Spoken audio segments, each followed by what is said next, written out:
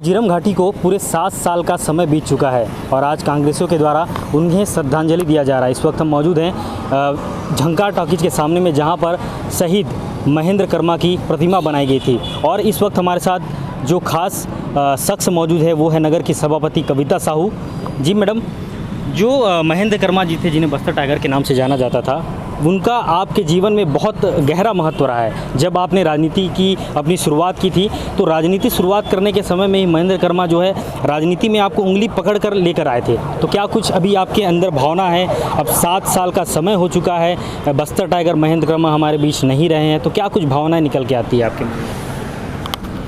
आज मैं जिस जगह पे भी हूँ, जिस स्थान में भी हूँ, मेरा जो नाम भी है, कहीं ना कहीं आज शहीद महेंद्र कर्मा जी के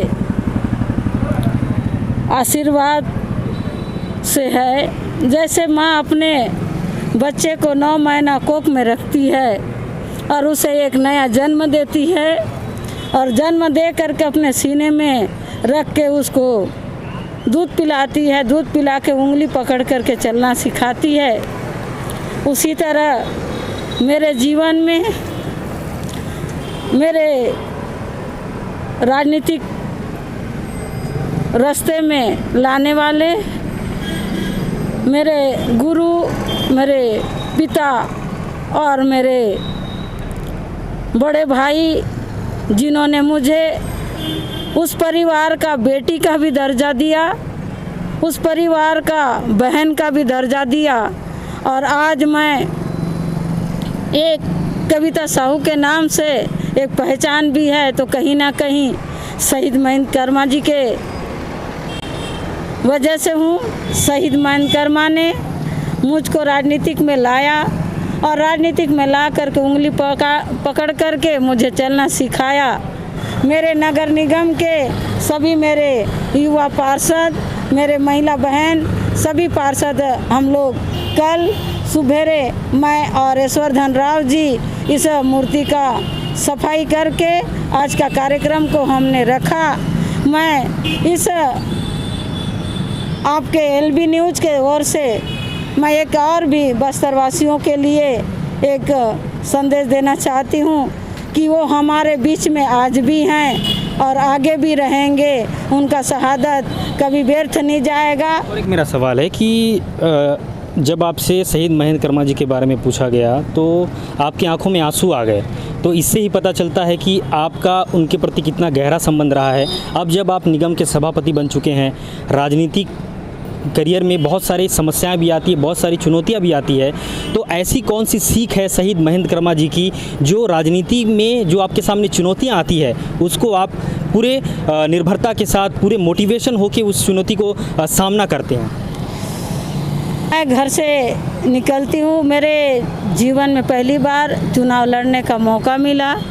मैं 35 साल से कांग्रेस की विभिन्न पदों में संगठन में रह के काम की।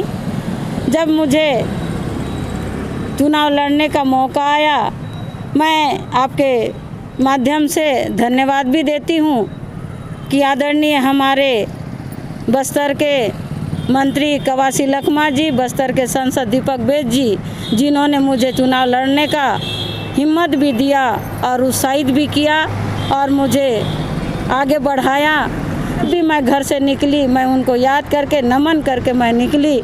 आज मैं जो जगह में बैठी हूँ, मैं एक ही लक्ष्य है कि उनके कुछ ऐसे पल हम बिताए थे जिनको मैं याद करती हूँ और उसी लक्ष्य के साथ में मैं काम करती हूँ। मैं नहीं देखती हूँ कि उसका परिणाम क्या होगा, लेकिन उन्होंने जो ठाना था उसको हम प्रयास कर रहे हैं कि उसको पूरा करने का। यही मेरी भावना है उनके प्रति। सभापति जी, आज पूरे 7 साल हो चुके हैं शहीद महेंद्र कर्मा जी को गुजरे। ऐसा कोई किस्सा आपका उनके साथ जब कभी भी याद आता होगा वो किस्सा, तो आपको बड़ी खुशी भी होती होगी, लेकिन इस बात का दुख भी होता होगा कि अब महेंद्र कर्मा हमारे बीच नहीं रहे हैं। ऐसा कोई किस्सा आपका उनके साथ? जिस दिन 24 मई का दिन था, हमारे जगदलपुर में दंतेवाड़ा से जगदलपुर रैली आ रहा था, परिवर्तन का यात्रा था। उस यात्रा में मैं कभी नहीं भूलूंगी। मेरे बाजू में शहीद महेंद्र कर्मा जी थे और मेरे राइट साइड में चरणदास महंत भैया थे। मेरे सामने में जो ड्राइवर के सीट के बाजू थे वो थे नंद कुमार पटेल जी। उसके साइड वाले जो सीट में विद्याचरण शुक्ला जी बैठे थे, उन लोगों ने जितने भी माला, जितने भी मीठा परिवर्तन यात्रा में दिया, उसको हमारी छोटी बहन को रखने के उसे मुझे दिया करते थे। वो पल को मैं आज भी कभी नहीं भूलती हूँ। वो पल मेरे लिए बहुत ही कठिनाई का पल था। जब हम रात के आकांक्षा होटल में भोजन कर रहे थे तो मुझको याद है उन्होंने एक हाफ बनियान पहने थे और हाफ लोवर पहने थे। मैंने कहा भैया आपके पास इतना कपड़ा है कि ऐसे जा रहे हो?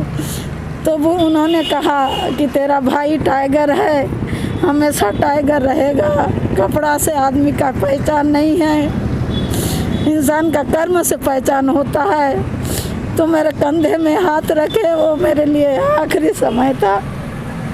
उस पल को मैं कभी नहीं भूलती हूँ। आज भी मैं याद करती हूँ तो मेरा रोम रोम खड़ा होता है। जी, वो आपको देख के ही पता चल रहा है कि कैसी भावनाएं थी शहीद महेंद्र कर्मा जी के साथ आपकी।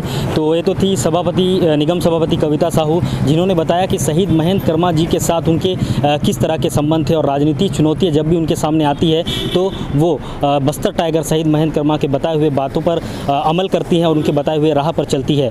हमसे पूरी जानकारी के दौरान कई सवाल पूछे गए, जिसपे कविता साहू लगातार उनकी आँखें भर आई जब बस्तर टाइगर महेंद्र कर्मा जी का नाम लिया गया। इससे स्पष्ट है कि आज 7 साल पूरे बीत चुके हैं उस झिरम कांड को, और बस्तर टाइगर महेंद्र कर्मा समेत तमाम कांग्रेस के दिग्गज नेताओं को गुजरे, लेकिन आज भी उनकी यादें हैं जो सभी कांग्रेसी नेताओं के दिल में घर कर गई है। जिसका एक सीधा साधा उदाहरण अभी आपने देखा कविता साहू जी के रूप में, जो लगातार हमारे द्वारा पूछे गए सवाल को बताते हुए, रोते हुए सभी प्रकार के सवालों को बताती रही। इससे ये पूरी तरीके से स्पष्ट है कि कविता साहू जी का बस्तर टाइगर महेंद्र कर्मा के साथ किस तरीके का गहरा संबंध था। कैमरामैन दीपक के साथ मैं अजय चंद्राकर, LB न्यूज़ बस्तर।